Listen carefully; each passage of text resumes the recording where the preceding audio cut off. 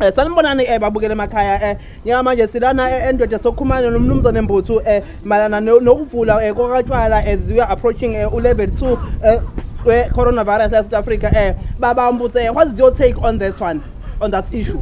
Iteki abekethu uzongibuza ngelockdown igalikuni ngene ngaphi lento Baba ithipile ngishaya mina uma wena ngithipile ngithi ngimola umsasazi bayiqhubeka lo ntshilo mina ngintshiza ukuqhubha awusifune madoda uyagazi ngithi angikhonti lapha ekhaya hawusifune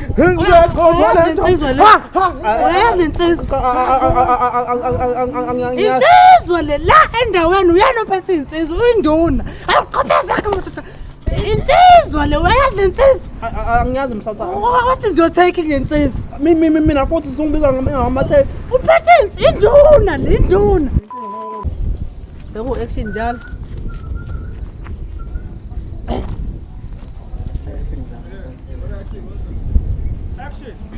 endaweni induna ensizwa